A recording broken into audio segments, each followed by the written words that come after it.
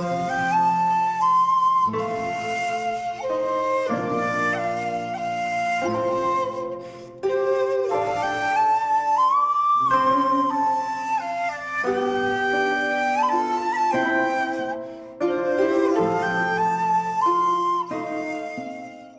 there, this is Solitary Ronin from Solitary Ronin Films, and welcome to another updated collection video for 2020. And today's video, I'm just going to do a quick overview of my 88 Films collection. Now, 88 Films have a series of numbered collections and also random unnumbered releases. I'm not going to show you the unnumbered releases. They have a Vault series, which is kind of old horror films that may have fallen through the cracks. They have a slasher collection, but as I'll point out, some of the ones I have I don't really think are slashers. They have an Italian collection, which is horrors and gialli and a few westerns thrown in, and they have an Asian collection, again, which are numbered, even though they have some titles in the collection that aren't numbered. So it's kind of a mixed bag. I don't see myself collecting all of them. For example, I'm not the biggest fan of slashers, so I don't have that many slasher collection releases. I do have a bunch of the Italian collection, but again, I'm not going to complete them because there's quite a few cannibal films in the list, and cannibal films aren't really my bag. Very much like Shameless Video, I've got a bunch of them as well, but I'm never going to have a complete set because, again, they've got like Cannibal Holocaust and other cannibal films that I'm just not really that interested in. So I'll just show you the Vault series. I won't go into too much detail unless there's titles that I really feel everybody should own. So the Vault number 1 is I Drink Your Blood from 1970. As you can imagine, some of these I haven't watched yet. So I haven't watched I'll Drink Your Blood.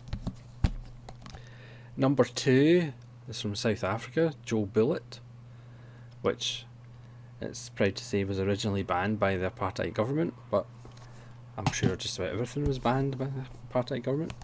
Number 4 is Creepozoids, which is a Z-grade alien knockoff, and it looks like a Z-grade audio knockoff. A lot of these Vault releases, the extras are actually more interesting than the film.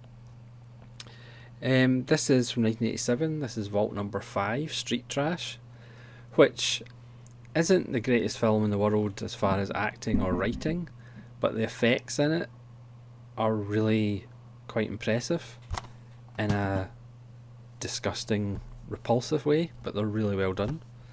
And Vault number 6 from 1982 is One Dark Night, which is Fun in a Mausoleum, which almost predates a little bit of Phantasm.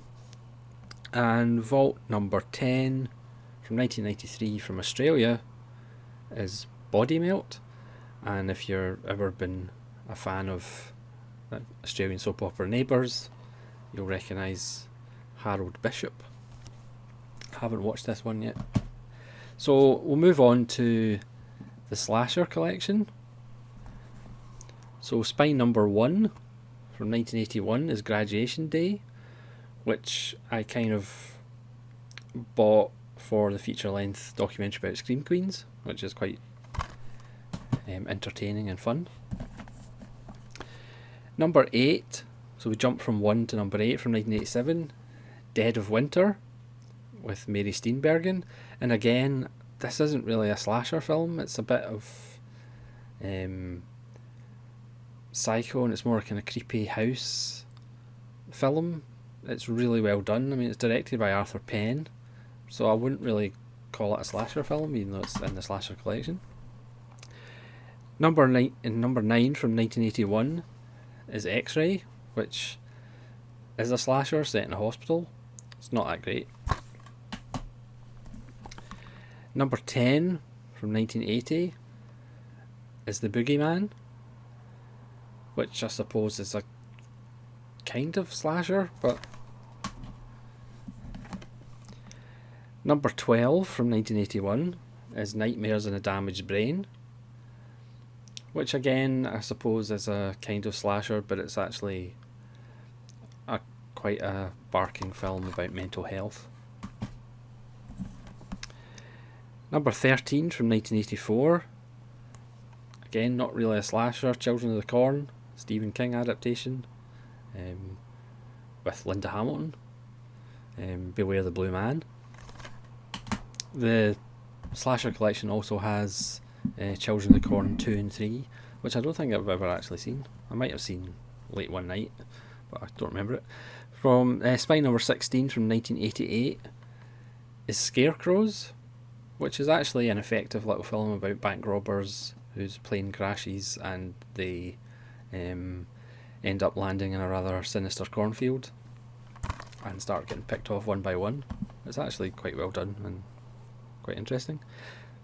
Number 21 from 1983 is Prosy, which is a gloriously lurid title, but again I wouldn't really consider this a slasher. There's only I think maybe 2 deaths in it, and it's more a kind of character study of a woman in an abusive relationship decides to become a prostitute. Her husband doesn't like her, tries to kill her. She defends herself. She goes from England to America to start a new life, but obviously things don't work out. It's more a character study again. It's not, I wouldn't really call it a slasher. Number 22 from 1990, The First Power with Lou Diamond Phillips, which again, not a slasher. It's a supernatural serial killer film. Again, quite effective. I remember renting this in VHS back in the day. Again, for me, not really a slasher. From 1989, Spy Number 23, this is Intruder, which is a slasher. It's a gloriously mean-spirited, gruesome one set in a supermarket, as the employees get bumped off one by one, and it has quite a transgressive ending, which you don't necessarily see in films of this kind. It's actually quite an interesting ending. Spy Number 35 from 1976 is Alice Sweet Alice. Again, more of a creepy, quite unsettling character study rather than a straight up 6 people get killed by somebody wearing a hockey mask. And finally, one of their newest releases, Spy Number 42 from 1980, Christmas Evil. Again, wouldn't necessarily call it a slasher film. It's more a psychological study of a man who thinks Christmas should be about kind of the real meaning of Christmas, and not about consumerism and greed, and kills a few people. But again, not in my mind what a slasher film is, but then again, my mind's a little bit odd. So that's the slasher collection. So I'll just show you my Asian film collection from 88 Films. Again, there's 3 titles that are in the Asia collection but aren't actually numbered. So we have Hansel and Gretel, we have Sea Fog, and we have Gifted, which are in the Asia collection but aren't actually numbered. So I'll go through the numbered releases. So this is number 1. This is Hex, which is perhaps a little overlong, but it does have some wonderful moments in it. Again, most of these are from the Shaw Brothers empire. Number 2 is Black Magic. Again, they have reversible artwork, so you can have the 88 Films artwork, or you can have the kind of original artwork. This is spine number 3, 5 Element Ninjas, which is a lot of fun. I mean, most of these films are Blu-ray DVD combos, and most of them are just a lot of fun, and 5 Element Ninjas is just wonderful. Next on the list is number 5, Seeding of a Ghost. Number 6 is The Mighty Peking Man, starring Danny Lee, and this has one of the most amazing scenes ever put in cinema, where the kind of female Tarzan character cavorts with her leopard friend. It is one of the greatest scenes in cinema history, as she's spinning the leopard round with its front paws. It's an incredible moment in cinema history that you should all check out. Number 9 is The Oily Maniac, with poor Danny Lee as the Oily Maniac. This is a bizarre film based on folk legend of a man who can turn into an oily maniac. It's enjoyable nonsense. A lot of these films need to be seen to be believed. Spine number 11 is The Bride from Hell. Again, they might not have the greatest budget, but they just have so much invention and just so much fun to be had with them. Spine number 12 is Bewitched. Spine number 14 is Casino Tycoon with Andy Lau. Spine number 15 is The One-Armed Swordsman, the original, which then spawned a bunch of sequels. This is really, really good.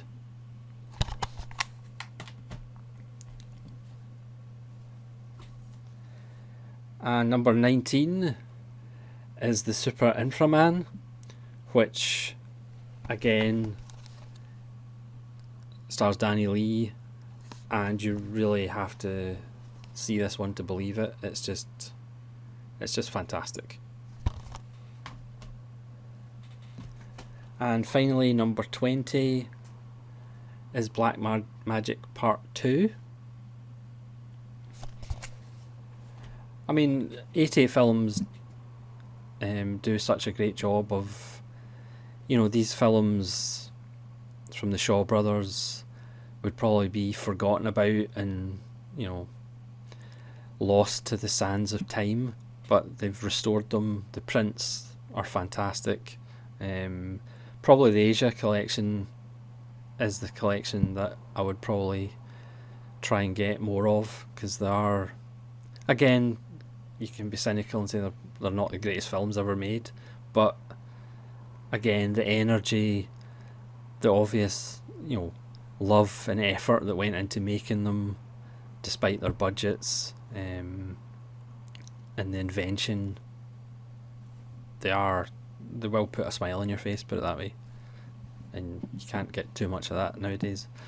So on to the Italian collection, which is the one I have the most of. So we'll start with number 1, which is always a good place to start. From 1975, The Night Train Murders, directed by Aldo Lado. This is essentially The Last House on the Left, but way better than The Last House on the Left.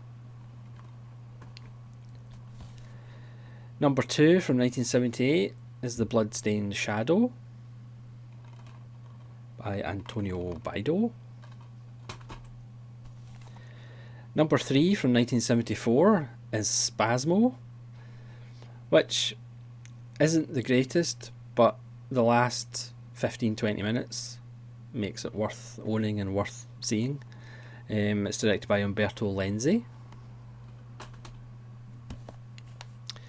Number 6 from 1983, A Blade in the Dark by Lamberto Bava. Number 7 from 1980 is Anthropophagus, which is nuts. That's from Joe D'Amato.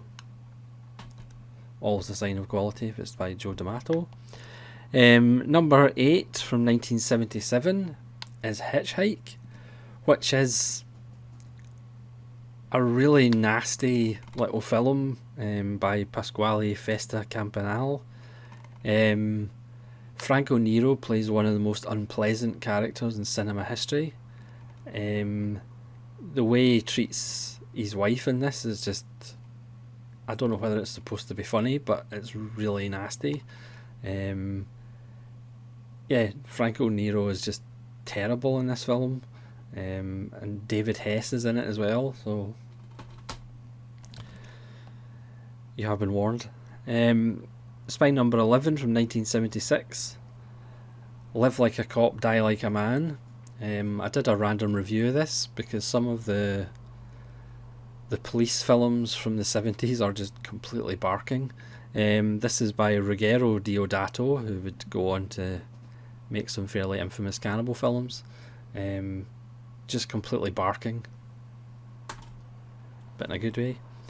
Number 14 from 1981 is Burial Ground by Andrea Bianchi. Yeah, very daft as well. It's a common theme with these. From 1977, number 16 is Mad Dog Killer, again, which is another police crime one, and it's just very daft and very silly. Sergio Greco, but rather entertaining. Spine number 17 from 1977 is The Cynic, the Rat and the Fist. You can decide what character's which. Again, this is another Umberto Lenzi, and it's just really nuts. Spine number 19 from 1973 is Seven Deaths in a Cat's Eye by Antonio Margheriti, and it's a really fun whodunit. Yeah, it's the McGriefs, a wealthy Scottish family, are rocked by a grisly murder on their estate. Not that Scottish. Spine number 20 from 1981 is Rosso Sangue, or Absurd. I'll leave that to your imagination as far as which title suits it, and that's Joe D'Amato as well. Spine number 21 from 1971 is Short Night of the Glass Dolls. This one, this is Aldo Lado as well. This one is interesting. It's perhaps not the greatest film, but it does have a really interesting premise. It's a man who wakes up but he can't actually move. He's kind of trapped in his body, but he's conscious, and he tells the story in flashback. It features the wonderful Bergman star Ingrid Thulin, strangely enough. It's a really interesting film that perhaps doesn't work completely, but it's an interesting premise. Spine number 23 from 1987, Enigma and this is Lucio Fulci. So you can kind of guess how this is going to go if it's Fulci. Spy Number 24 from 1977, Beyond the Darkness by Joe D'Amato. So you can kind of tell how this goes. Necrophilia and stuff like that. Spy Number 25 from 1975 is Syndicate Sadists by Umberto Lenzi. Again, this is a crime one. It stars Thomas Milian. Joseph Cotten is in it, as most elderly American actors did. They went to the 70s to star in genre films in the 70s. Spy Number 28 from 1972 is Amok by Silvio Amadio, a new director on the list. From 1987, Spy Number 29 is Delirium by Lamberto Bava. There's Lambertos and Umbertos, it's very confusing. Spy Number 30 from 1974 is The Perfume of the Lady in Black by Francesco Barilli. That's a nice little film with Mimsy Farmer. From 1992, it's actually quite a late one. Spy Number 31 is Body Puzzle, Lamberto Bava. Spy Number 32 from 1971, La Bestia Ucide e Sangue Freddo. I apologise to any Italian viewers. Or Cold-Blooded Beast. This is a fun one starring Klaus Kinski as a psychiatrist, and people are dying in his hospital, his retreat. This is directed by Fernando De Leo. Again, another new director on the collection list. Spy Number 33 from 1964, so one of the earlier ones. The Long Hair of Death by Antonio Margheriti. This one's special. Barbara Steele, black and white. It's a beautiful little film. Spy Number 34 from 1988, Touch of Death. Again, a late Lucio Fulci. Take that however way you want to take it. Spy Number 36 from 1967, Django Kill, If You Live Shoot by Guille Kesti. One of the better Stranger Django sequels with Thomas Milian. From 1971, Spy Number 37, In the Eye of the Hurricane, or Fox with a Velvet Tail, or Lusty Lovers. This is by Jose Maria Forqué. This is actually more of a standard kind of erotic thriller, not the best. Spy Number 38 from 1977, Watch Me When I Kill by Antonio Bido. From 1990, Spy Number 39, A Cat in the Brain, one of Fulci's, was it Fulci's last film? Or certainly getting there, up to his last films. Yeah, it's a film about the making of a film with Fulci as the director and Fulci as the director. Not particularly successful, but obviously it has some Fulci moments. Spy Number 40 from 1968 is The Mercenary with Franco Nero and Tony Mussanti. Who directed this one?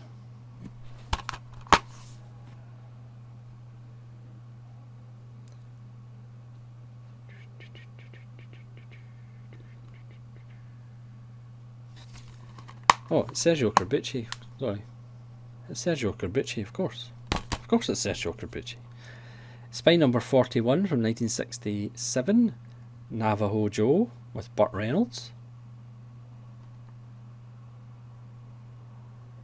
And this is Corbucci as well. Double Corbucci. They started adding slipcovers, so it's Spy number 43 from 1990, Two Evil Eyes, Argento and Romero. And then Spy number 45 from 1975 is the wonderfully titled Eyeball, which I really enjoyed. It's a really good giallo. It's kind of like an Agatha Christie, but really enjoyable. Eyeball. Number 46 from 1984, Rats, which suffers from not the greatest acting in the world or the biggest budget, but it has a marvellous ending. It's one of the best endings you'll ever see, and it is a lot of fun in a post-apocalyptic world. Humans versus rats. Number 48 from 1968 is A Black Veil for Lisa, starring John Mills. Kind of a proto-giallo, obviously before Argento's Bird with a Crystal Plumage. Yeah, fun little film with John Mills. And then a couple of fairly recent releases, Spy number 50 from 1989 and Spy number 51 from 1990. Killer Crocodile 1 and 2. These are completely daft, but actually quite enjoyable. If you're a fan of creature features, it is quite enjoyable. And finally, Spy number 52 from 1989, Paganini horror. And that is all my Italian collection. Again, I may pick up some more, but I'm never going to complete it. So hopefully you have enjoyed this collection overview for 88 films. Again, let me know in the comments below what your favourite releases, and if you've seen any of these and what you think. And hopefully we'll see you again for another collection video. This is Sol Giron saying farewell, and thank you for watching.